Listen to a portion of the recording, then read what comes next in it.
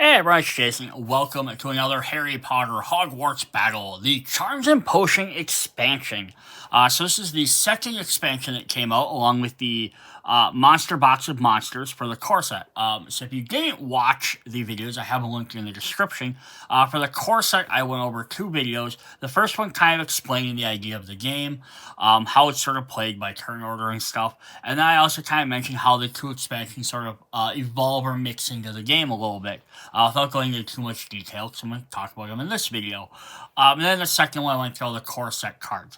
The way this game is meant to be played is play through the core set all the way through box 7. So every game, through game 7.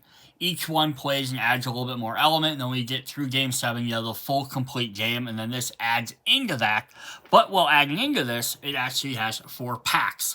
So the core set has games 1 through 7. The monster one has boxes 1 through 4. This has packs 1 through 4.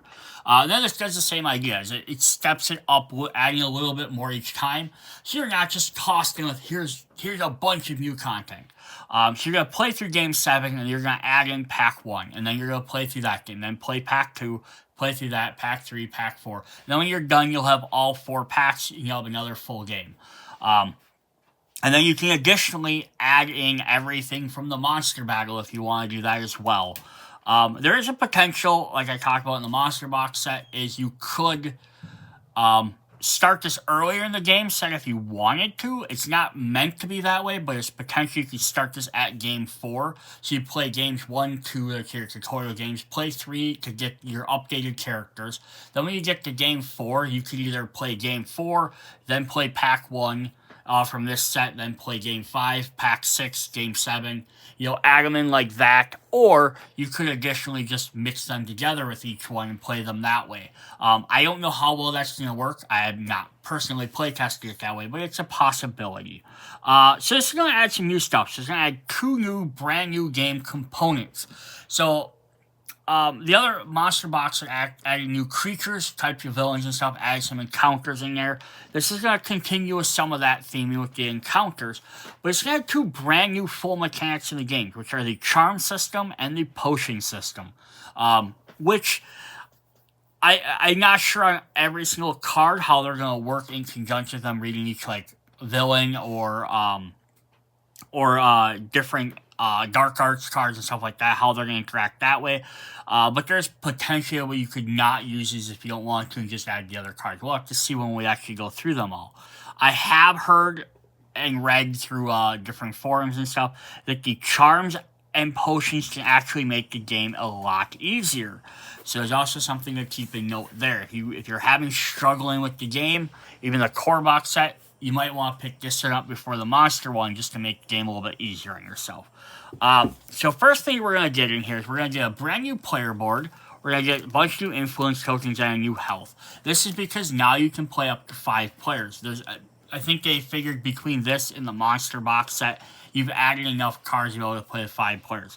There are technically now 6 characters because there's the 4 from the first one, Harry, Hermione, Ron, and Neville. The monster one adds Luna. This adds Ginny. Or Ginny. I always say it wrong. So you're only going to have 5 players, so you have to have 1 will be left out. If you want to play a 6-player game, it might work. It might be a little bit harder. Might be harder, might be easier, because if you have another person, it's another round, everything gets to go.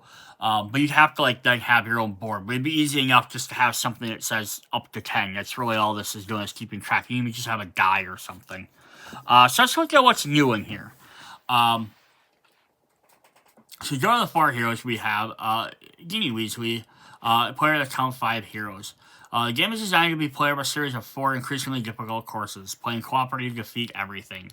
So this game must be combined with core Harry Potter, starting anytime after game 6. Like I said, you could potentially have mixed in game 4 and play that way, but some of these cards might be too hard for the additional abilities not in there, because you don't gain your proficiencies or your Patronus. The Patronus from the monster box set, you don't actually just add them until you play game 6 type era. Plus you have upgraded heroes by then, so there might be these might be too hard. You can incorporate all the contents from the monster box and monsters in this as well. So you could play them separately, or you can mix them all together right away. Each of the rules in this game will reference villains and creatures, but you will not do not have to have the monster box of monsters to play this. So you can always buy this one first and then pick up the other one later. Alright, so our new content, we have our 10 charm boards. We have 10 different charm boards. This is really cool. They could just be like, here's 4 of them. Pick them out. We'll look at that. So our locations for pack 1. So these pack 1 locations, these are double-sided. Stack face up in the order chosen side of each card corresponds to the numbers of heroes playing. Dark Arts. Shuffle all the cards together. Dark Arts from the Harry Potter's core set. And then the new encounters are stacking order of these. So if you watch the video for Monster Box, you know what the encounter cards are. What there is, there are cards 1 through 3 that kind of work like Dark Arts, but they stay on the field, or on the board, I should say. So each one's going to have the name. It's going to have what pack it belongs to, what number card it is to play in which order. And that's going to say encounter is going to have a list of characters. So these could be creatures or villains. Those are the ones that have to be in the villain deck for this encounter. They don't have to be out and being on the table to do anything with this. They're just ones that need to be associated with it. Then they have an effect, which they do every card, much like Dark Arts card. Something you have to do is complete them to get this off the board, and then the reward that you get, which is really cool. So many of the encounters require playing required cards to complete. If you meet the requirements, you may collect the card at the end of your turn. On subsequent turns, you will use your reward. Note, even if it says once per game, you may still only use your reward on your turn. For adding in the villains, so it says, this one, Shuffle, Draco Malfoy, Crabbe and Goyle, Lucius Malfoy, Dolores Umbridge, and 4 randomly villains or creatures. Place the Lord, Game 5 Lord Voldemort, face up at the bottom of the stack, revealing the top 3 cards. So, much like the Monster Box one, you're going to start with Lord Voldemort 5, and then in pack 2, you're going to probably play against the 6th version, and then 3, you'll play against the 7th version, and then in pack 4, you'll probably end up with a brand new version. Alright, Hogwarts cards. So shuffle these Hogwarts cards with the other Hogwarts cards from the core set. Reveal the top 6 cards, stacking any duplicates. 4 Hogwarts cards are allies, are the original heroes, Harry, Ron, Hermione, and Neville. Only shuffle these cards into the deck if you're not choosing the character as one of the playable characters. The same way, you're going to choose Ginny and her Patronus. It says, include pack 1 as a Patronus for Ginny. If you have not played the Monster Box expansion, simply return her Patronus and use a proficiency card instead. Although you do have the option of doing both if you like. If you can have either proficiency or the Patronus if you want. So it's really fun there. And it says if you play Ginny, make sure you move her ally card. So whichever characters you're playing, you're supposed to remove them. Same thing went with if you played as Luna. Alright, so then basically here's how the deck's going to be set up. So we have our locations, our Dark Arts with Voldemort on the bottom. Our villains, our Dark Arts up here, our encounter cards, which are brand new, and then we have 3 villains we have to play, which is what you'd be doing after you got to game 6. And then all our decks, all our characters, so you're going to have a charm board underneath your character in between the 2 of them, so it kind of stacks on top of them, and then either your Patronus or your proficiency. So cool. So that's how that is going to work. So gameplay stuff. So most of it stays the same. Reveal and resolve the Dark Arts events, then the encounter. Each encounter as a game will trigger after conditions are met. Check this after resolving Dark Arts. Neighbors. Each of the Dark Arts in this pack are referenced. The term neighbor. Your neighbors are players to your left and right. In a 2-player game, the other hero counts as one neighbor. Interesting. Then resolve abilities, and then play Hogwarts cards and take your hero actions. Use your new charm abilities. So charms are tied to a player's health. Usually the lower your health, the better the effect will be. A charm's ability can only be used once on your turn, regardless of how much health you gain or lose. Before playing out all your cards, consider which ability you'd like to use on your turn, and if you need to gain health or discard a card to be able to trigger the desired effect. Then play cards to gain resources. The banish is a new term. So another term used on some cards is banish. When a hero banishes a card, remove it from your deck. Place banished cards in the discard pile for the center of the game board. The cards can either be played for their effect or banished, but not both. So banishing is the idea in deck building games. Is that as the game goes on, your deck is going to become a little bit bloated because you're always adding new and new cards.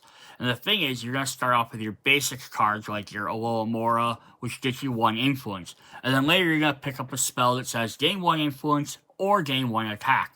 That's a better card. So if you banish the Alohomora as your starting deck cards, you're not going to draw them anymore. You're only going to draw your better cards. And then even still, you might end up later getting one that's a 5 or 6 cost card that says on your turn, gain both an attack and a health, which is better than gaining one or the other. So then you might even get rid of that level 2 or 3 cost card for the better one. So yeah, you're going to eventually kind of want to banish some cards to make your deck a little bit better.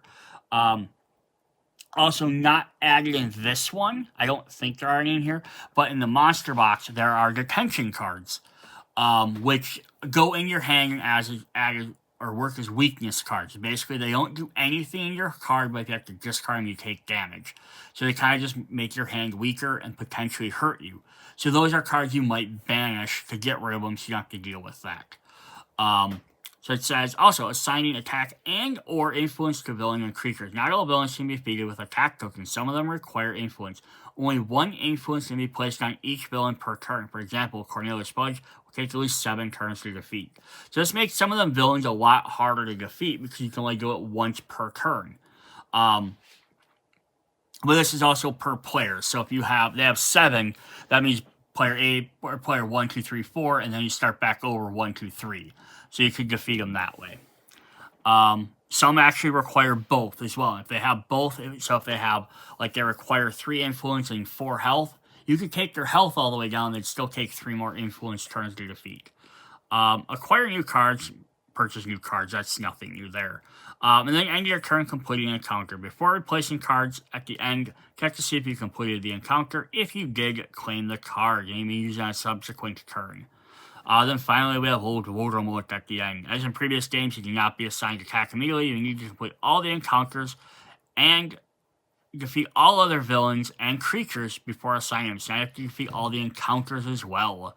So that actually makes them a little bit more difficult, just instead of just normally defeating them. End of the game, open up pack 2. If you did not win, go back and play this again. Alright, so we have a couple new terms in here. So some of these are just me reminder from the last set. We have hero versus ally. Each of the heroes now have an ally card. So if you're playing as one, just remove the other one. Patronus includes the damage Patronus for Ginny. If you're familiar with the Monster Box and Monsters expansion, you already know how to use this Patronus. Patronus cards are hero specific. This card will replace a proficiency if you choose to use it. A hero may never have both. If you're playing with the Monster Box, you may choose between both. There's no reason why you couldn't use it just with this set either. But what they are, basically the Patronus are going to be more specific to their character card abilities and kind of tying with that, where the proficiencies are kind of more generic and they're going to work on more things. They're going to be like, if you draw a spell or if you do this, a potion, it's going to kind of go with each different type. And we have banishing. Sometimes rewards for defeating a villain includes banishing of cards. In all instances, rewards from or playing Hogwarts cards, banishing is optional. If a hero would prefer not to banish a card, they do not have to. The exception of this is Cornelius Fudge. The ability carries all heroes must banish the top card of their deck, whether they want to or not. Then we have charm abilities we haven't looked at yet. Most charms have a trigger that will allow a hero to use an effect, either discarding a card or playing certain combination of cards. Once the trigger has been met, a hero still has the option of when to use this ability. Since the charm is tied to the hero's health, it's important to declare which ability you are activating. So we'll look at that in just a little bit more. But here it says, for example, it says, you play the item. So you play an item, the summoning charm has an effect you can use each time you play an ally. If you choose an effect that gives you health for an ally and use it to heal yourself, you do not get to play another ally and change the effect to gaining an attack. Once the effect is chosen, the rest of the turn, you can choose another effect on your next turn. So it's kind of saying, if you're down to 3 health and you want to use this effect, you trigger the ability, right? So it says, I'm going to just grab one of the little tokens here. We'll take a quick look at what this says, and then we'll look at them a little bit more. So, for memory here, this is, so, down here, if you have 1, 2, or 3 health, it says on your turn you may play a 5 value card, less or less twice. So if you choose this ability, I'm at 3 health. I'm gonna choose. Okay, I'm gonna use this memory spell or charm, right? And then so the first card you play gains you a health. Now you're up to 4 health. You don't get to decide to change it to this card now. You still only can use this one. Which is a better ability. Right, so generally if you have lesser health, going up in health, there's not always a time you'd want to necessarily change that. Because 3 or less is going to be 5 or less is same as 3 or less, But on the other hand, if you're at 8 health, right, and you play this card, or you're like, okay, I only have 8 health, I don't currently have a way to lose any health, and you play this card, right, and you play that, I'm going to do this ability, I don't have anything that's, maybe you don't have any cards that are 3 or anything, everything you have is 4 or higher, right, but then let's say you lose some health. Let's say you lose down to 3 health, and now you can use that. You don't get to change it. So you have to pick it, but now you can go ahead and, then after you pick it, you can go ahead and change. You don't have to activate it immediately, is what it's saying. Alright, so then we have encounters. Encounters kind of explains a little bit, they're brand new. When set for any game from Charge and Potions, first select the villain's reference on the top of the encounter. You'll shuffle these together with random set of creatures, villains, and/or creatures to bring the total number of cards to a stack to 12, including Voldemort. Villains and creatures. Some creatures were introduced in the monster box of monsters. At the top of the card will be the identifiers for either villain or creature. The effect on certain cards. Harry's Firebolt, which states, if you defeat a villain, gain 1 influence, will not give the reward if you defeat a creature. Conversely, the Death Eaters will not cause heroes to lose 1 health if a creature is revealed. So they'll have different stuff then. And then you can store the rules at the end of the book. This just talks about other things there, and we have our pockets there for the books. So cool. So let's go ahead. Let's look at pack 1 first, and then we'll hop in and look at the charms. Because we'll look at any cards that might affect with the charms in here first. So we're going to do that.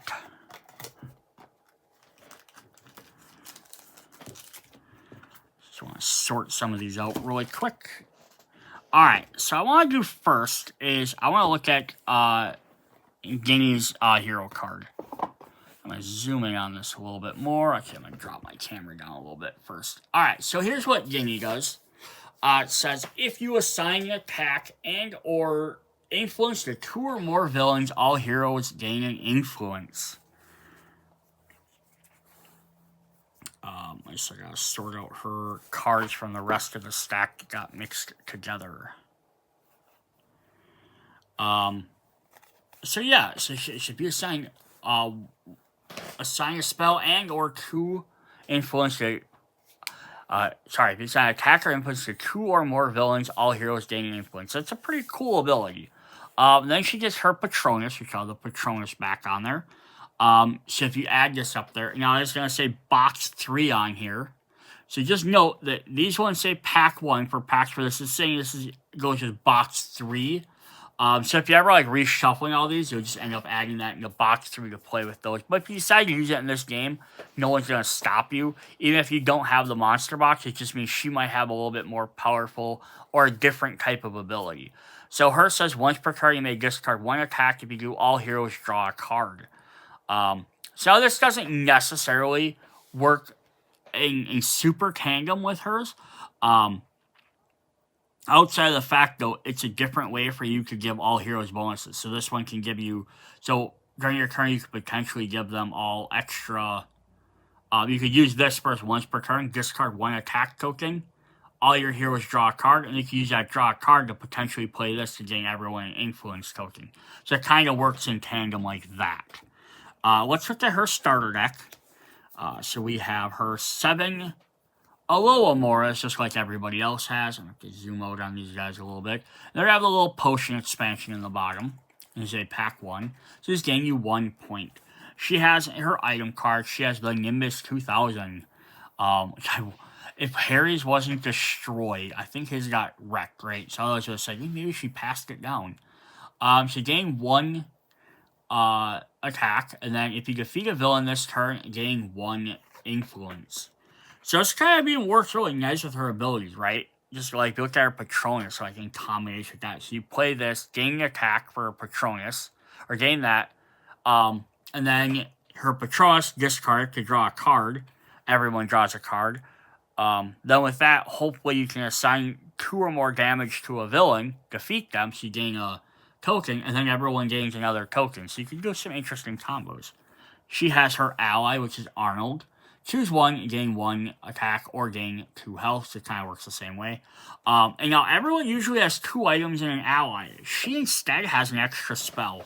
And I like this. They did kind of with Luna. They gave Luna some like extra little things that made her a little bit more different than the generic heroes. The core heroes. I wish they would have done that. Like gave them each like 1 upgrade or swapped out one of their cards. Even if they had the same name card, they just changed the ability. Would have been kind of fun. But she has the Bat Boogie Hex, which says choose one, gain 1 attack, or all heroes gain 1 health. So that's a very cool starting spell. So she's all about just basically healing everybody or attacking. Alright, then let's look at the core deck of cards. So we're going to start off with 3 allies. So they're all owls. So typically allies are only 1 copy of each, but we start getting some animals in here. So we get multiple copies of each. So we have 3 barn owls just gain you 2 health. Says if you discard this, all heroes gain 2 health. So if we have an effect that lets you discard stuff, whether it's you discarding it for like a spell or a different ability you're doing, maybe one of your character abilities, your Patronus abilities, or if a dark art or a villain or a creature card or an encounter card, one of the bad cards makes you discard it, this kind of helps you out there. We have 2 copies of the Screech Owl. It says any 2 heroes gain 1 influence and 1 health. If you discard this, any 2 heroes each gain 1 attack, 1 influence, and 1 health. So kind of little bonuses for forcing you to discard stuff. And then we have 1 Arrow Owl. Draw a card. If you discard this, all heroes draw 1 card. So the owls are pretty fun. We have a new student. We have Dean Thomas. Choose one. You and your neighbors gain 1 influence, and any other 2 heroes gain 2 hearts.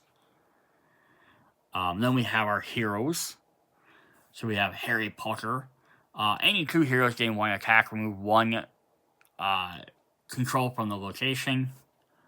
Hermione Granger. All heroes gain 1 influence, and roll the Gryffindor die. I wish they would have kept the red block around it, though. Lavender Brown. Gain 1 influence and draw 1 card. All heroes gain 2 health. Neville Longbottom. Gain 2 hearts. Any heroes gain 3 hearts. Any 2 heroes gain 3 hearts. Padme and Pavarti Patel. Any 2 heroes gain 2 attack. And then finally Ron Weasley. Gain 2 attack. If you defeat a villain, all heroes gain 1 health. So he's going to team up with his sister very well, like, right? Trying to deal damage. Then there's some new magic spells. We have 2 copies of Arresto Momentum. Move 1 control from the location and bash a card in your discard pile. If you discard this card, bash the top dark art event. See, that is actually kind of fun, right? Removing control and bashing cards from your thing is really powerful. But the fact is, instead, if you sacrifice this for a discarding, you get bash dark arts. So that means you don't ever have to face them again. So it's a very interesting option there. We have 2 copies of Ascendio. Gain 2 influence, you and your neighbors each draw a card. Drop these down quick. We have 2 copies of Locomotor. You and your neighbors gain 1 influence. You may move a card in your discard pile to any other hero's hand. This is a fun ability. Again, works with the co-op, right? Hey, I purchased this card, right? But, like, I see, like, oh, now you're doing something that has more to do with you need more attack power. Or even just on your next turn, or, like hey, I don't have any influence to play on this guy, or I need 1 more to buy this card my next turn. You could, pop that over to somebody else's hand, which could be really cool. Or they're like, oh, I have a bunch of detentions in my hand. Do we have some card you could get me to help get rid of it? So it'd be interesting. We have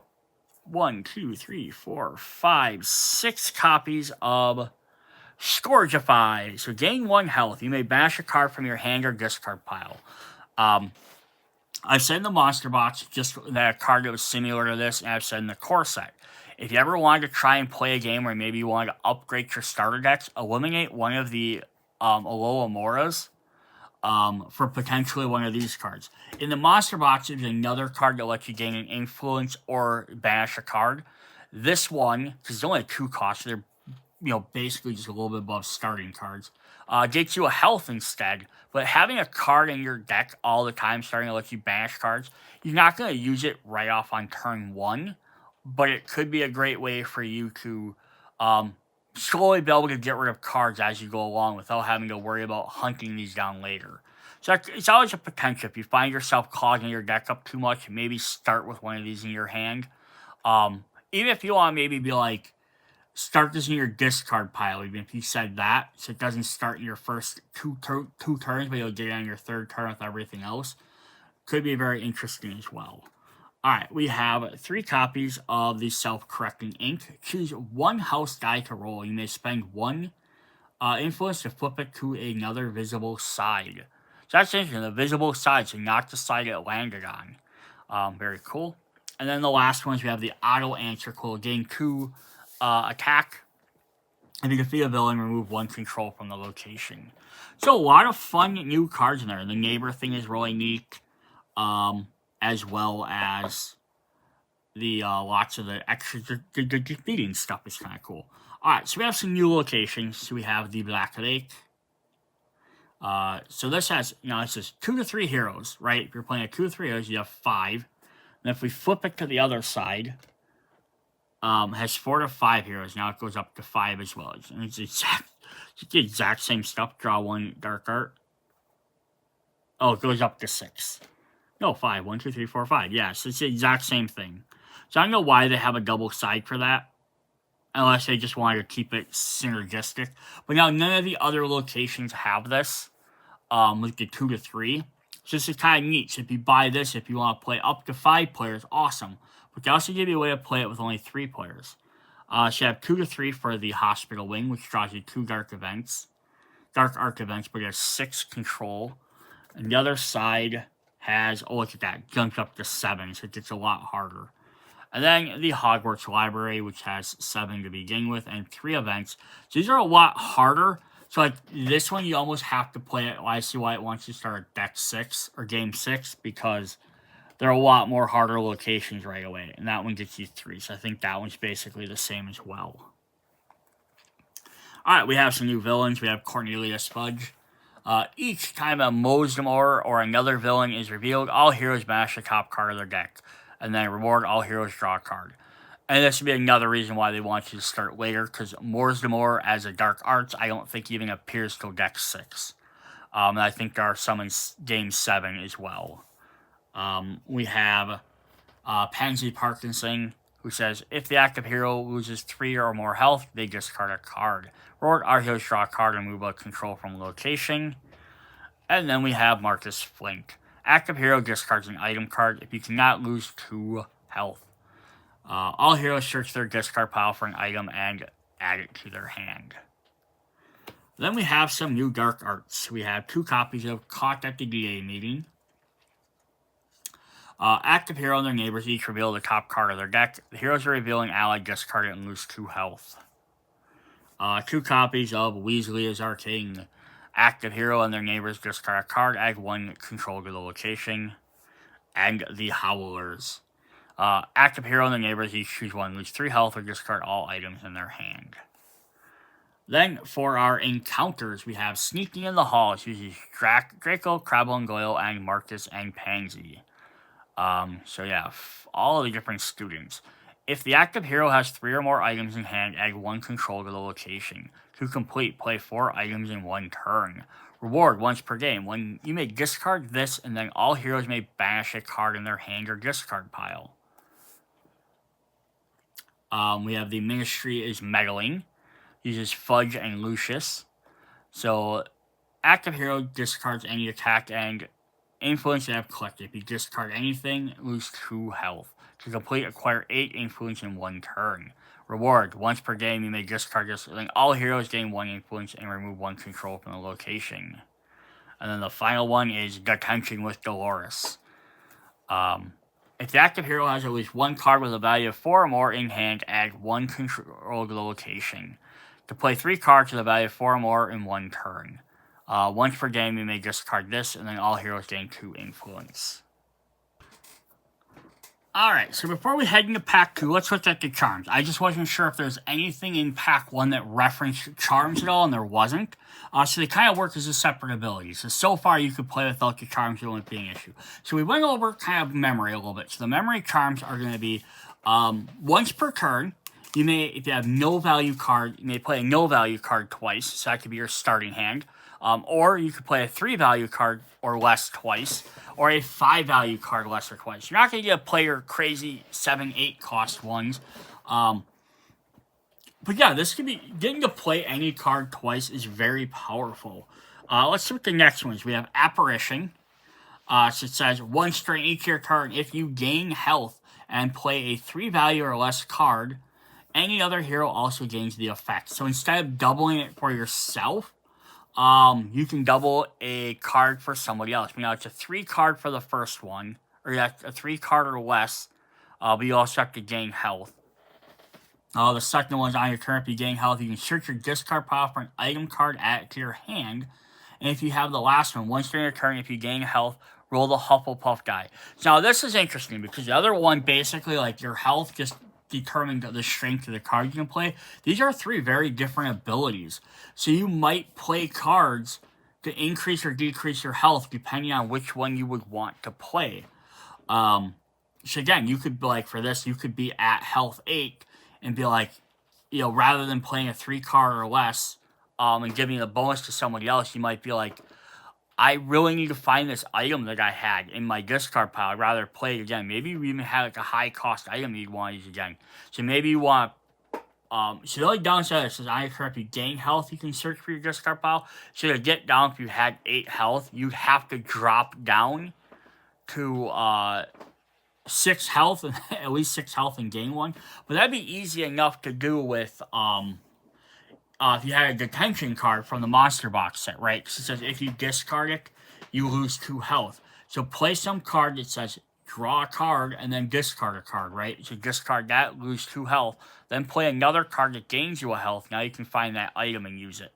But then you wouldn't be able to do anything else. Or maybe on the last one, you really want to roll the Hufflepuff dice and gain extra health. So very, very interesting.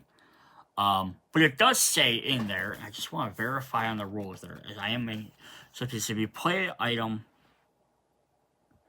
so it says, once a trigger has been met, a hero still has the option of when to use this ability. Since the charm is tied to the hero's health, it is important to declare which ability you are activating.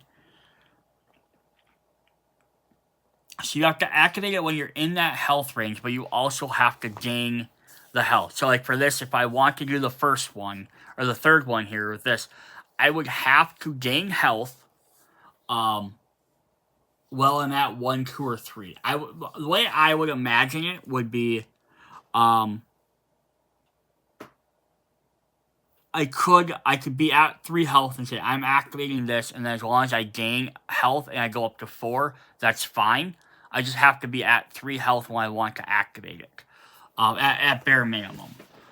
Cool. So yeah, very different abilities they're going to make games. You have Protean.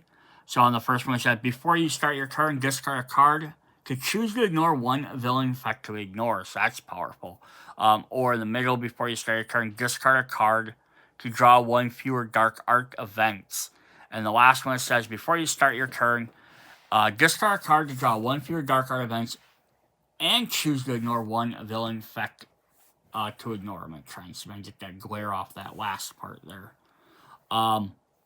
Yeah, so just ignoring a villain effect is pretty good. Getting to draw 1 for your dark arts is nice. But doing both is even better. So it's even better if you get way down low.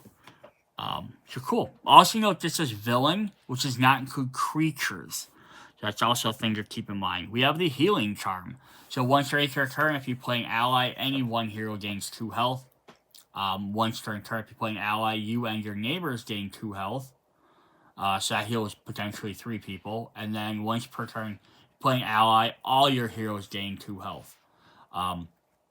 So the minor difference between the second and the third one for this would be if you're playing a 3-player game, 4-player game, or 5-player game. You're playing a 3-player game, the last 2 abilities are the exact same. So it's not going to make a difference. But if you're playing a 4-player game, that means it's a difference between 3 players or 4 players getting it. If you're playing 5 players, between 3 players and 5 players getting it. So it kind of becomes a little bit more effective of an ability if you're playing with more people. Alright, then we have permanent sticking. So it says, at the end of your turn, you can save all your influence tokens. Oh, that's cool. At the end of your turn, you save all attacking influence, or at the end of your turn, you can give unassigned attacking influences to another hero. Interesting. If you're stunned on your turn, do not discard your saved tokens. Just that bottom one's pretty nice in general. If you're stunned on your turn, don't discard them. So that way then you can save them till the end of your turn for your ability. Also interesting to look, that second and third one play very differently. Because you can save all yours, so that way you have even more on your turn, or if you're on lower health, you could give them to the next player and give them another player and give them a big boost. So very, very interesting. We have undetectable extension. Once on your turn, you may reveal the top card of your deck. If it is a starting card, gain 2 influence. So, very interesting. Once during your turn, you may reveal the top card of your deck. If it is a value of 1 or more, draw that card. Okay. Then once during your turn, you may reveal the top card of your deck. If it is a value of 1 or more, roll the Ravenclaw die. So drawing 1 card or rolling the Ravenclaw die is very interesting because the Ravenclaw die has 3 sides that is going to get you a draw card. So it's potentially going to be the same thing. But it does also have the other sides on there as well. The only other upside about rolling the Ravenclaw die is because that now you're rolling the die, you can get rid of some of the events or encounters that require you to have a die roll. So that could be very helpful for that. So very, very interesting. We have the defensive charm. Once during a turn, you may move an attack from a villain or a creature to another. Ooh, interesting. Once during a turn, you may reveal the top Dark Arts event and choose whether or not to banish it. Oh, interesting. So if you play long enough, you could eventually banish the entire Dark Arts deck. And then once per turn, you may discard a card to roll a Slithering die. Interesting. Cool. That's interesting. We have 3 more to go. We have the Hover Charm. Once during a turn, you may discard a card. If you do, gain 2 influence. Once during a turn, you may discard a card. If you do, draw a card. So whether you want more buying power or you want to draw a card. And then once on your turn, you may discard a card. If you do, gain a health or gain an attack and bash a card in any hero's discard pile. Ooh, that's fun to help out other characters that way. That's cool. We have Summoning. If you have played at least 1 item this turn, gain an attack for each ally you play. Cool. If you have played at least 1 item this turn, gain 1 influence for each ally you've played. So depending on if you want attack or influence. And if you have played at least 1 item, any one hero gains 2 hearts for each ally you've played. So very nice. Depending on, this is kind of an interesting one because it's not getting a scaling thing. It's what ability do you want more than the other ones. And then we have Cheering as the final one. If you have played the same spell, play at least 3, not the same one. If you play 3 spells this turn, gain 2 influence. Play at least 3 spells this turn, draw a card. Or if you have played at least 3 spells, roll the Gryffindor die. Interesting, we have a Gryffindor die. We had your Slytherin die. We had the Ravenclaw die. Did we not have a Hufflepuff die? Oh, we did have the Hufflepuff die. So there's one for each of the 4. So I know people sit there, and I've read, again, they said, this makes the game a lot easier. And I'm not going to necessarily disagree, because It's the same idea of adding the proficiency or the Patronus cards or your character ability cards, like as you start with game one with none of that stuff. Adding an additional effect you can potentially do every turn is obviously going to make the game easier for you. The big difference being that that these are a little bit harder to control, because some of the other stuff is like, if you play one card, do this, or if you play this, do that. So definitely you could kind of be like, if I discard a card, I get this effect, or if I do this thing, I get that effect, which I definitely get to make the game easier. But this one, yeah, it's the same idea, but because your health has to be at a certain ratio, you don't always get to choose what you want. Because, like, let's say this one, you really want to get the 2 influence. I need 2 influence to buy that level 8, or that 8 cost card, right? But if you're at 4 health, that means you have to gain 4 health before you could even use that ability. You have to gain 4 health and be like, now that I am up to 8 health, I can do that. You might not be able to gain 4 health in a turn. You might not have that. Or conversely, you're at 6 health and you really want to roll that Gryffindor guy because you could use the extra bonuses on there, or you need it to defeat encounter or something, right? Do you have the means to lose 3 health during your turn? You might not. You might not have an option to do that. So you might have to wait until your next turn until you take some extra damage. And then even then, you can't guarantee you're going to take damage every turn. So yeah, I can see why these can be very helpful, but because it's not just like, I can pick one of these 3 and do that every turn, you might be stuck somewhere in the middle for like most of the game, because you might be healing or that. And some of the cards are like, you might have to tell one of your teammates, don't heal me because I need to stay in this zone, right? So it might be interesting there too to affect what you do. You might decide not to heal, but then hope that the dark art doesn't pop up something that then reduces your health too low. So very, very interesting. So yeah, very cool effects. Alright, we're going to jump into Pack 2 here. So Pack 2 adds the other new element of the game. So we're going to have location cards. Use only the Pack 2 locations. Dark Arts, shuffle all the new Dark Arts. Encounter cards, use the 3 new Encounter cards. For the villain cards, shuffle Dolores Umbridge, Cornelius Bug, and both Death Eaters, Lucius Malfoy, and 3 other randomly, and use Game 6 Voldemort. Hogwarts stacks, shuffle all the new Hogwarts together. We have the brand new Potions board. Look under the game tray in the box to find the Potions board, place it in the main game board right next to the Hogwarts section. 13 Potion cards, shuffling and places down on the position on the board, reveal the top 2 in the spaces below, and then we have ingredient chipboards to carefully punch out, and we're going to have a bunch of new tokens, and then the potion shelf requirement. For your first game, we recommend using side A, and place either side face up to the left of the ingredients. So we're going to have a brand new potion board. I'll pull it out in just a sec to look at the full thing, but it says everything on the potion board is designed to flow from the top to the bottom. The top of the board is where the deck of potion cards are, ingredients that have yet to be revealed. The center section is where you will gather ingredients from each turn. You're allowed to take 1 ingredient from each shelf if you meet the requirement. The requirement starting at the top shelf and moving down. And the ingredients gathered here can be used of either the face-up that need them. Place the ingredients in one of the spaces below the card. Ingredients may be discarded when they gather to make new ingredients. So, we're going to have face-down tokens. So we're going to have these 6 token boards, which have various different symbols. So we have 4 of the purple ones, 6 of the brown ones. We have 5 of the green ones. We have 3 of the yellow ones, and we have 5 of the blue ones there. On the back side, though, they are all random, so we don't know which ones we're getting. So that kind of makes it a little bit more interesting. So then what you'll do is every time you'll keep moving these down on these things. They'll keep moving down the board when space is empty. So you're going to have different chances to get each one. And then on the board here, it's going to tell you specifically what you need to do to get them. So it's stun a hero, you can grab one of them. If you do this, you can do that. But you only do 1 each turn. And then when you get them, you're going to put them down here on these spots. Then you can use them to spend them to buy your potions, or create your potions, rather.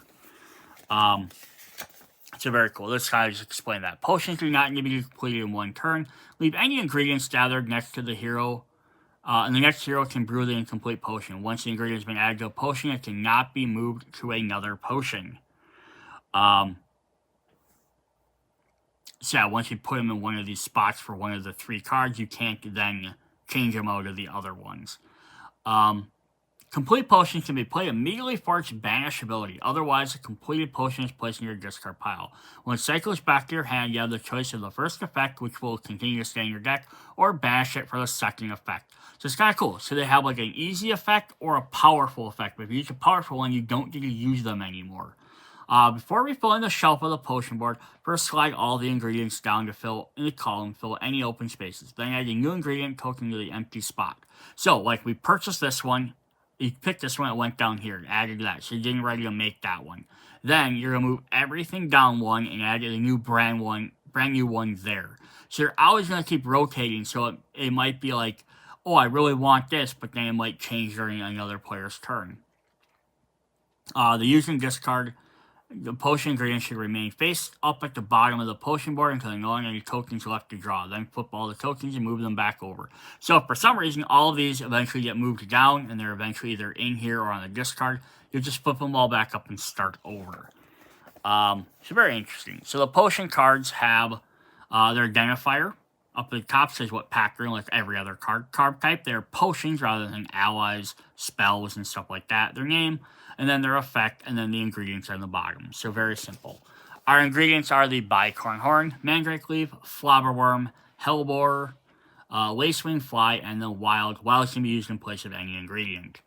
Gameplay proceeds with the same steps the previous game with an additional gather potion ingredient step after playing Hogwarts cards. So resolve your dark arts or encounters, villain creature abilities, play Hogwarts cards, remember to use your charms, gather potion grids. Remember that unlike Hogwarts card, potions can only be used on the turn they are completed, but only for their banished abilities. So like normal cards you purchase go in your deck, these ones you have the option of doing one or the other. Yeah, so that's basically how that works. So if I grab this board out of here, I'm going to pull this out. Dump out this box quick and move my camera back for a sec.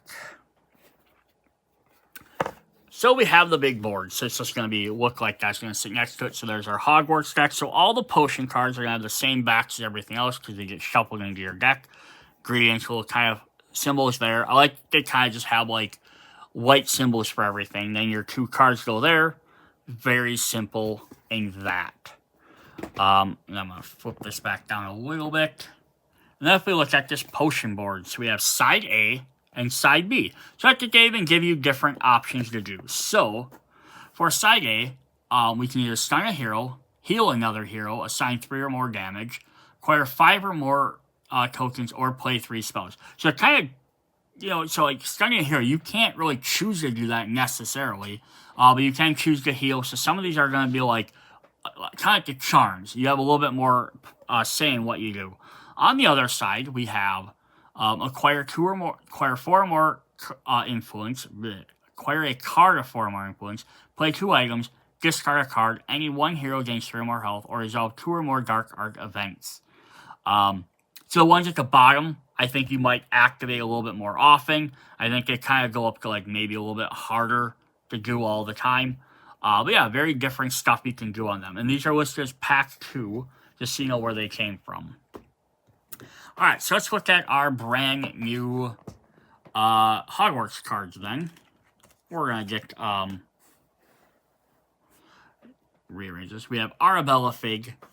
So any 1 hero gains 1 influence. If you discard this card, gain 1 influence and 2 health.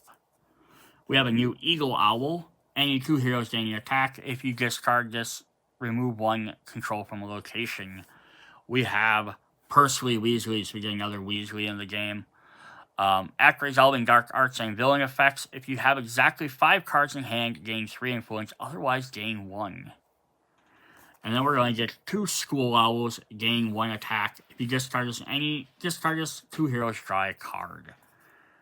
We have 2 copies of Confringo, gain 1 attack. You may banish a card in your hand. And then we have 3 copies of Evanescence, Eviesco. Any 2 heroes can banish a card in their hand. So giving you more banish card abilities. No items in this set, unfortunately. But we have a bunch of potions. So the potions are going to be green cards. So we're going to start with 2 copies of Amorantia. So choose one. Any one hero gains 2 health, or bash this card, then 2 heroes each gain 2 influence and 2 health. So it's kind of that interesting thing. Like, so do you want to have, like, that, we really need that 2 influence, that 2 health immediately, or can we wait till this card comes back around? And then when it comes back around, again, you have that option. Do you need the 2 influence, or can you just do the 2 health? I know, again, people said kind of like the charms. They said the potions are really, they can be really game-changing and make the game really hard. I think they have powerful abilities. But the fact is you have to banish them means you're eventually going to run out of them. You can only create them so often. And being the fact is you can only do 1 ingredient a turn, and they all cost 2 or 3, means you're only gaining 1 every 2 or 3 turns. So if you're banishing 1 every 2 or 3 turns, and then just to get that 1 ability, it's not bad, but that means in a 5-player game, you may only get, at most, you're only going to activate 2 of these every turn, every round. So if you're banishing them all the time, you're going to run out eventually, or you're just, and that's assuming you can even create 1 every turn. You might not meet the requirement. So if you're skipping this requirement board, and you're just moving a token down every turn, yeah, you're going to create them 5 every turn. But there's a possibility on here that the only thing you do on here is heal another hero. And you might not even have that ability. Or like on the other side, the only thing you can maybe, I see, eventually do is revolve 2 or more dark arts if you're playing the harder levels.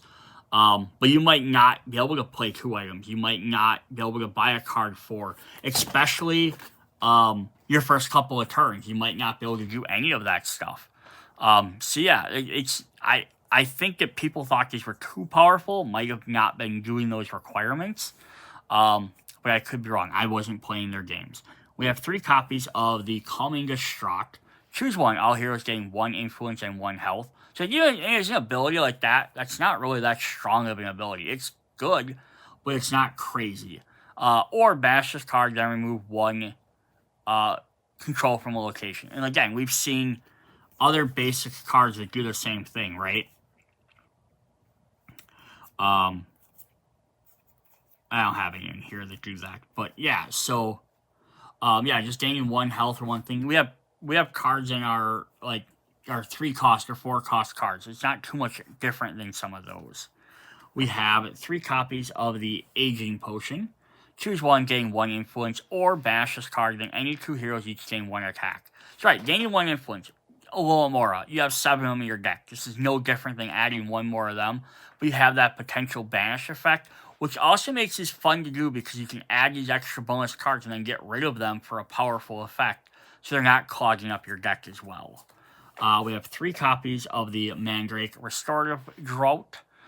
Choose one. Any 2 heroes gain 2 hearts, or bash this card when all heroes draw a card. And then we have 2 copies of Pepper Up Potion. Choose one, gain 1 attack, or bash this card. Then choose any hero to roll a house dice. Which, rolling a house dice can be very good for defeating some certain things. But again, you only get to use it once. Cool. Alright, so let's look at our locations. We're going to start with the 2 to 3 heroes Ministry of Magic Atrium. If we flip it to the other side. And then we have the Ministry Courtroom, which has 6 and 2 events. And we flip it to the other side, it goes up to 7. And then we have the Ministry Lift, which has 7 to begin with and 3 events. I think it stays the same. Cool. Our new villains are Rita Skeeter. Active hero loses 2 health. Their neighbors each lose 1 health. And reward, all heroes gain 3 health. We have Rufus Scrimagorge. For each card in hand with an odd value, the active hero chooses another hero to lose 1 health. All heroes choose to gain 2 health or shuffle their discard pile and put it on top of their deck. Ooh, that's fun. I think there's an odd one, because in the monster box, there's a guy that did a bunch of even stuff, so it's kind of a nice twist on that. And then Pious Thickness. If the active hero has saved any influence, discard it and reveal an additional Dark Arts event. Reward, all heroes gain 1 influence and remove 1 control. Alright, for our Dark Arts, we have 2 copies of the Devil's Snare. The active hero cannot gather potion ingredients. Add 1 control the location. So this is the only one so far that's referenced potions. So if you're not using the potion deck, you might just want to remove this card. You could keep it in there. Bare minimum, it just adds 1 thing to the deck or the location. Quick quote squill. Active hero and the neighbors each lose 1 health. 2 copies of In the Hall of Prophecy. The active hero discards a card and cannot use your charm ability. Add 1 control to the location. And then Beyond the Veil. Active hero and neighbors each lose 3 health. For each hero that stuns, add an additional control to this location. For our event or encounters, so we have Unbridging, Rita Steer, and Before the Weisingamot. When a hero assigns 2 or more damage to a villain, their neighbor each loses 2 health. To complete, banish 2 potions in 1 turn. Once per game, you may discard this. All heroes draw a card. The Ministers of Magic with Fudge, Simigore, and Thickness. Hogwarts cards cost an additional 1 to acquire. Complete, acquire 3 cards in 1 turn, and reward once per game. You may discard this, then all heroes gain 2 influence. And the last one is Magic is Might, using Death Eaters and Malfoy. Lucius Malfoy specifically. This active hero has 4 or more spells in hand to remove 1 attack from all villains. Complete, play 3 cards with an odd value, and reward once per game. You may discard this to remove 1 control from a location. So very cool that they have some things that do reference the potions and charms.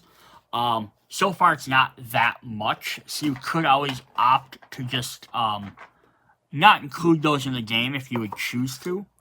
Like pull them out if you don't want to use the potions or charms, but you can still mix all the rest of the stuff in the game. Alright, we're up to pack number 3. This will be a long video. There's a lot of stuff in this expansion. Alright. And there's a little more treasures. Now Snape is teaching defense against the dark arts. In pack 2, complete all the encounters and defeat the villains and creatures before they gain control of all locations. Alright, so we have our new locations. So use only these ones, of course. Using a correct player side. Dark Art Potion cards. Shuffle together with the Dark Art events. We have some new potion event cards. Encounter cards. Use only pack 3 in the encounters.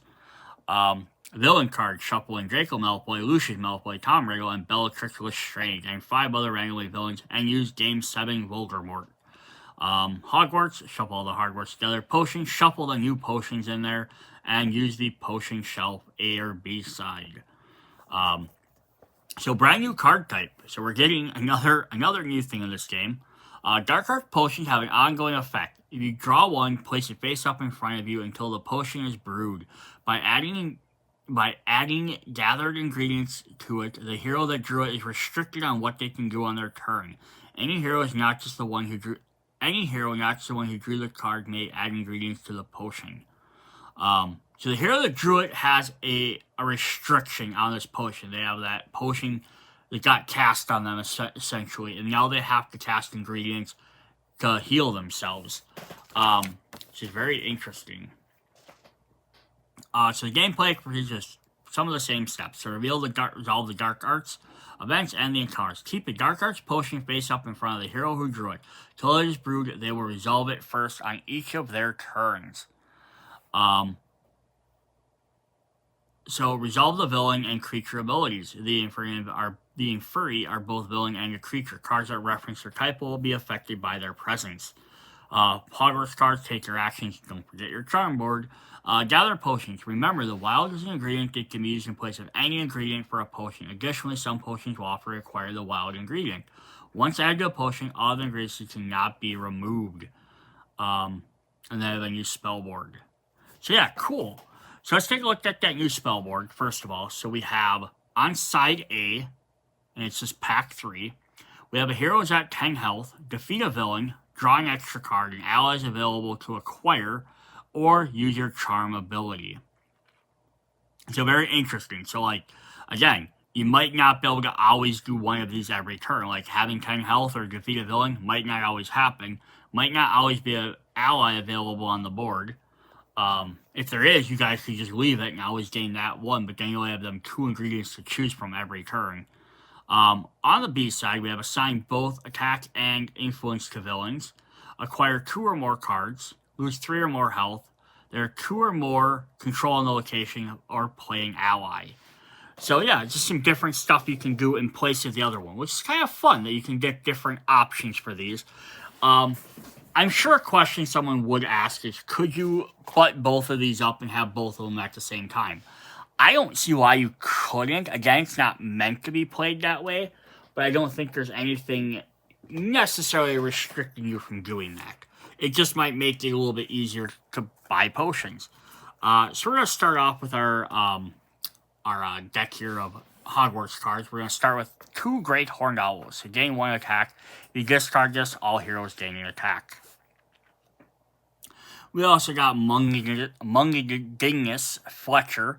Draw 2 cards and discard 2 cards. If you discard this card, one hero gains 2 health. So imagine getting this card, drawing 2 cards, and then discarding 2 owls, and then each one gains you extra abilities. It's kind of fun. Romilda Vang. I don't remember her. But any 2 heroes each gain 1 health. If you discard this, gain 2 attack.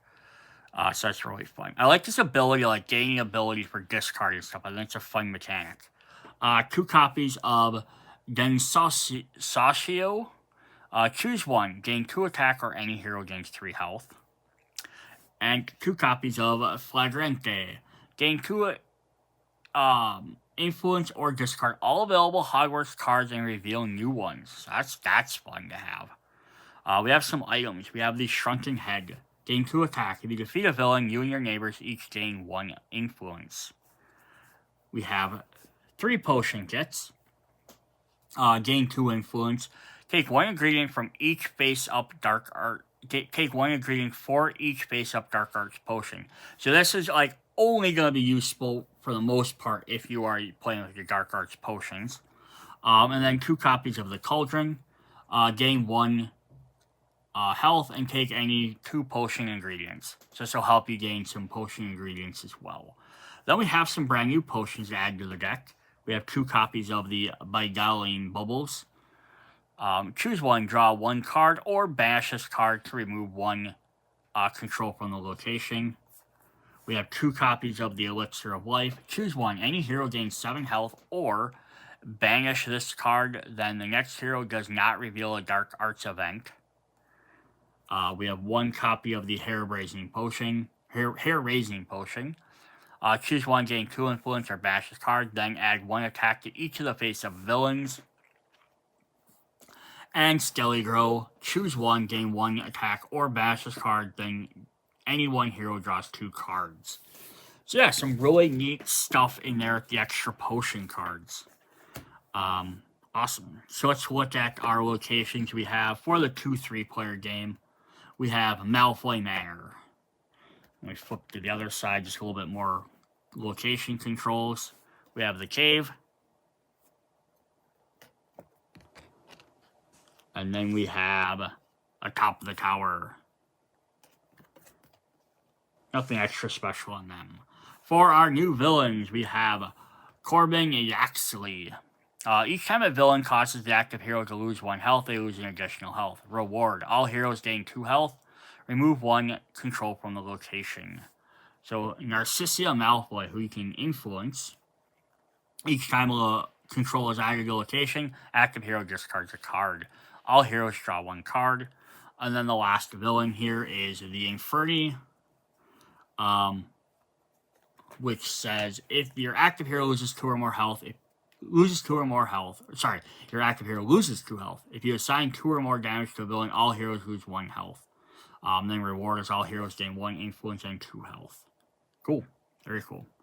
Alright, so then we have our Dark Arts potions. So now they're going to have a little Dark Arts, a little potion spot up at the top. Well, they just get mixed in with the rest of the Dark Arts. So they're not a separate thing. So you're not going to be drawing one of these every turn. But the thing is, what's interesting is because now someone said, oh, the potions are still too easy to get. I can complete some of these abilities over and over. But now if you start adding these in there, it's going to make that a lot harder. Because all of a sudden, now I have to start spending my ingredients to get rid of this. Otherwise, for the Draught of Living Death, you're going to have you and your neighbors each bash the top card of your deck. Add 1 control location. You cannot have this go on for too long. because otherwise you keep losing cards from your deck. You could lose some great cards. Additionally, and that's everyone does it. You and your other two other players. And additionally, you're gonna have a control addict every time, so you're gonna slowly be losing the game very quickly if this sticks out for too very long. So everyone's gonna need to be on their game just to try and get rid of this as fast as possible. We have 2 copies of the Truth Potion. If there's an ally available to acquire, reveal an additional Dark Arts event. So that one's not too bad. You just have to purchase the ally and hope it doesn't replace it. Then it just sits around and doesn't do anything. 2 copies of Garroting Gas. All heroes lose 1 health. Again, not the worst, but you don't want to deal with this for too terribly long. We have 1 Memory Potion. If there are 2 or more spells available to acquire, discard a card. 1 Flesh-Eating Slug Repellent. If you have an ally in hand, all heroes lose 2 health. And we have a second one of that. So they're not the worst on some. That first one's terrible, but the rest aren't so bad. But again, if you have to decide, oh, do I buy one of these potions that's going to have a one-time effect or a minimal recurring effect, or do I keep taking this bag thing every turn? You're probably going to focus on getting rid of these, which means you're not drawing a potion. Like I said before, at best, you're only going to be able to get 1 ingredient every turn for each character, so you're only going to get 1, like, for a full round of 5 players, you'd only get, at most, 2. But now if you have to do these ingredients, that's going to take place of 1 of them. So now every round of 5 heroes, you're only going to get 1 potion every turn. If you have one of these pop up, that's going to make it a lot harder. And that's if you get all the correct ingredients, because you can't even guarantee that either. Alright, then we have our encounters. So, a family of disgraces, Lucius, Draco, and Narcissia Malfoy. The first time a control is added to each turn, replace all cards with the highest value available to acquire. Active heroes lose 1 heart per card. To complete acquire a card, the value is 6 or more. Reward, once per turn you may discard a card. You do roll a Slytherin die. For a memory, use Slughorn's Memory. You just see Tom Riddle. If there are 2 or more face-up Dark Arts potions, add a controller location. And then here we need to get the house cards to roll dice. Reward, once per game you may discard this, then all heroes draw a card. And then finally we have Dumbledore's Request, Inferdi, Bellatrix, and Yaxley. For each face-up villain, active hero loses 1 heart unless they discard a card. Assign 6 attack to this card in 1 turn. So very interesting there. Once per game, you may discard this, remove 1 control from a location. So very fun. Lots of interesting stuff there. What did I want to note in there? I wanted to note something, and I forgot what I wanted to note. So it must not have been very important. Oh, like this, for the houses. You also, if you have the creature set, you'll also get a creature guy. The monster box, you have a creature guy, you might get to roll some of those as well. Cool. Alright, so let's move to pack 4. Our final pack, the end of the game. What crazy stuff are we adding to it this time, right? You gotta add some crazy stuff every time, right? Alright, so we're going to go in here. We have location cards. Use only the pack 4 locations. Dark Arts. Add the new Dark Art Potion cards. Encounters. Use only the pack 4 encounters. Villains. Use Narcissia, Malfoy, Bellatrix, Lestrange, and 8 randomly other selected villains or creatures. And place the new Lord Voldemort face up on the bottom of the stack. Hogwarts cards. Shuffle all the Hogwarts. Add the 3 new potions. We have a new chip sheet and new potions. So everything's basically the same, except second encounter requires the heroes all themselves to be stunned. Once revealed, each time a hero is stunned, add 1 heart to the card to keep track of it. The additional control token, just add to the location, only happens if the hero is stunned directly by the encounter and not by any other effect. Then finally, Lord Voldemort cannot be assigned attack or influence until after the encounters are overcome and all the villains and creatures are defeated. Then the backside will explain how to mix stuff. We'll look at that in a moment. So we're going to get another potions board, or another chip board, with 1 more token for each potion, plus 2 more heart tokens to keep track of stuff. We have a new potions board, so we have side A for pack 4. So banish a card, give another hero an attack or influence token, remove a location. A hero has a face-up Dark Arts potion, or 2 items are available to acquire. On the flip side, Roll house dice, spend 6 or more influence. Start the turn with at least 1 save token. Play 2 items where a hero is at 3 or less health. So again, some of these might be easy to do. Some might be hard to do every turn. But very interesting that we have 3 different options, actually 6 different options to do for that. Alright, so for our new Hogwarts deck, we have Bill Weasley.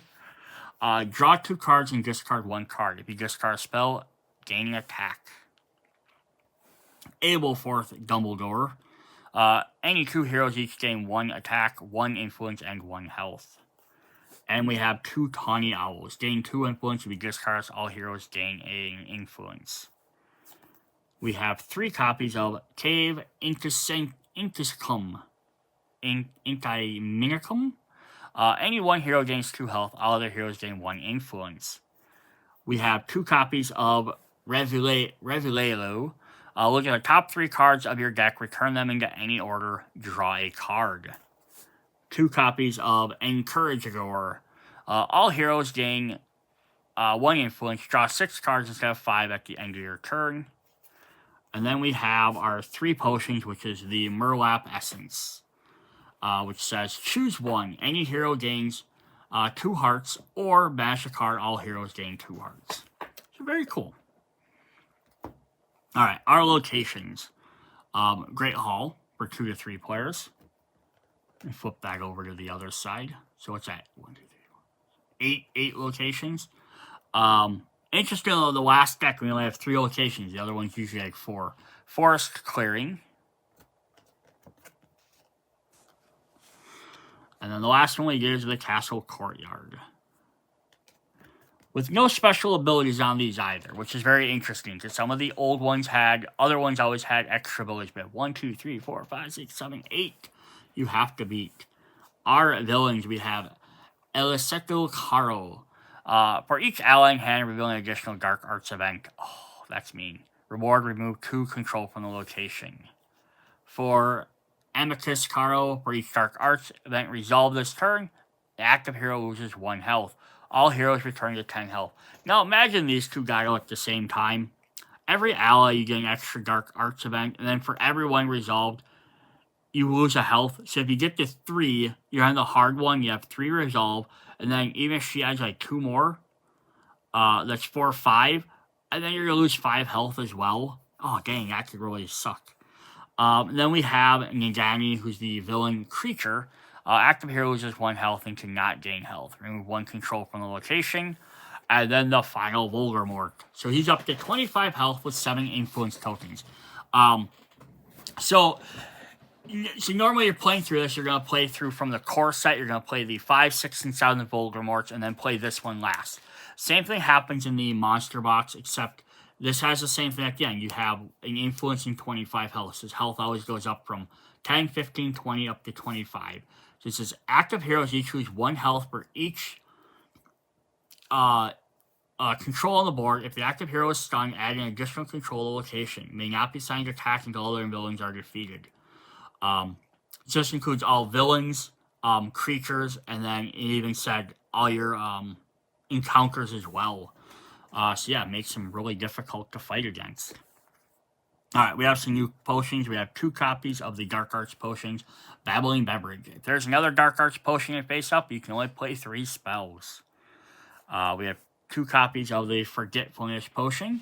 Discard a card, reveal an additional Dark Arts event. We have 1 Sleeping Draught.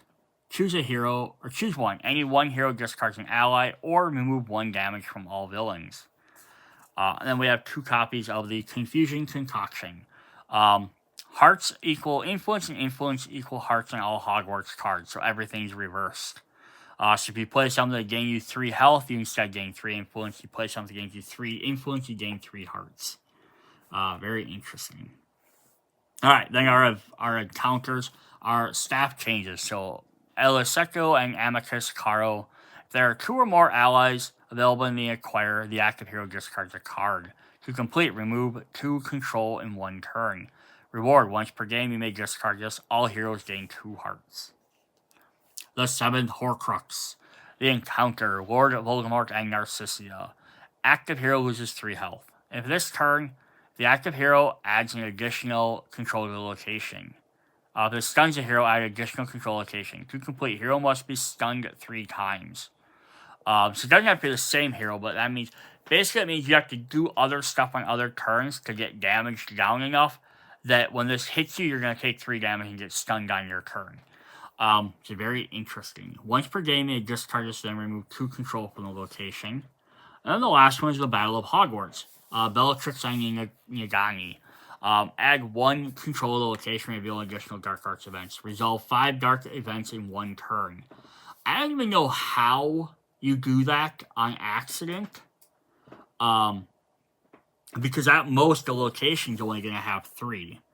So you'd have to almost keep a villain on there that lets you draw extra and hope to trigger it.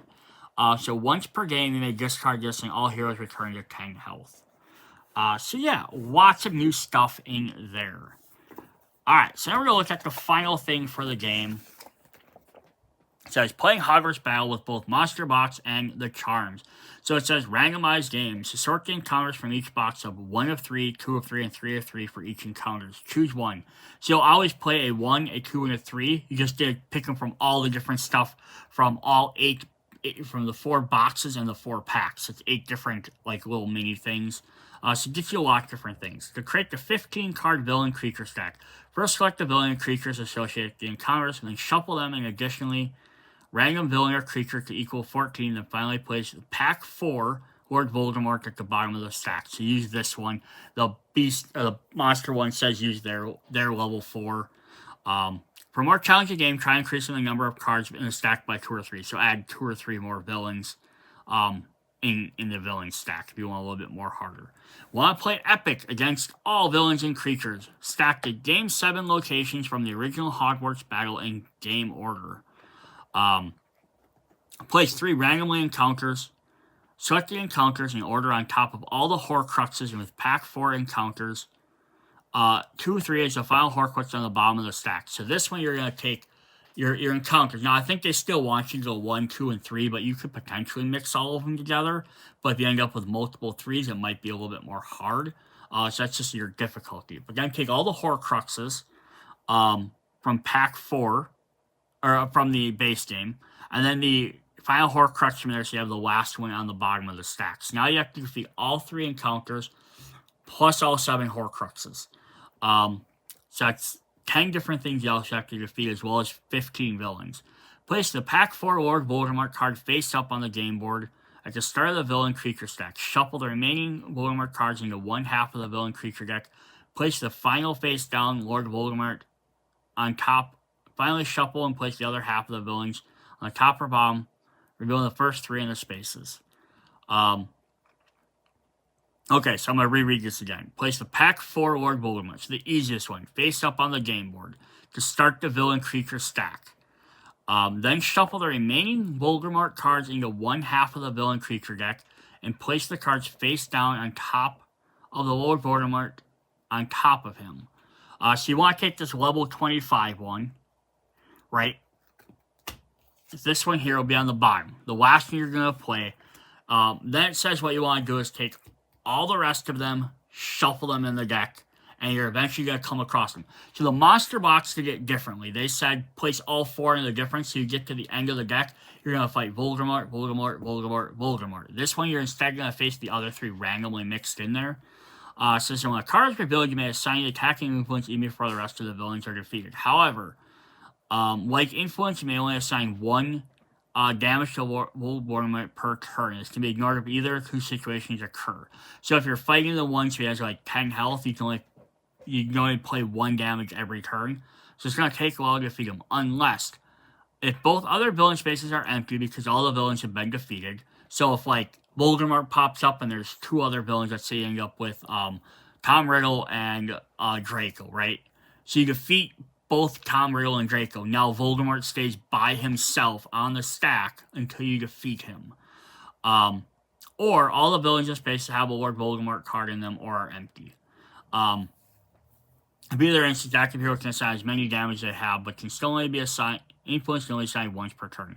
Remember, the pack battle or board cannot be assigned any until after all the Horcruxes are destroyed and after all the villains and creatures are defeated, including all the other Lord Voldemorts. To win, defeat him before he gains control of all locations. So, yeah, so very interesting. I would almost rather, though, if you're going to do it, take the 14 other creature cards, like, shuffle them all up, mix them together, then do, like, 2 cards or whatever, like 1 Voldemort. Do, like, 3 cards, Voldemort, 3 cards, the other Voldemort, 3 more cards, and then the final one, which would be 3, 6, 7, 8, 9, 10. You might have to adjust the numbers. But have them shuffled in periodically versus, or even if, like, you pick, like, the top 3 cards or the top 3 or 4 cards, shuffle them in there so you know you have 1 in the first 3 or 4 cards, then 1 in the next 3 or 4 cards, the next one in the 4 or 5 cards. So you know you're going to get them so you don't end up, again, having them like 3 on top of each other. So kind of stagger them in the deck. I think it would be a little bit more interesting. Whoops, I did not want to do that. Alright, so that's what we have for all the packs. Last thing, I just didn't show up. We have 2 more sorting cards. We have Ginny and Potions cards. Then the last thing I'm going to do is just kind of show how you can sort everything in the boxes. So, a quick change. I was going to do, end the video with showing how you combine everything into one box between the base game and the expansions. I decided to move that into a separate video, which will be in the link in the descriptions, along with the, all the core set and the expansions, if you want to check out each individual video, or check out that. I'll also kind of be doing a comparison to some of the cards in between, like looking at the different levels of each of the main heroes and different Voldemort and stuff like that. So, yeah, head over and check that out if you want to see some more content. See you guys later. Bye.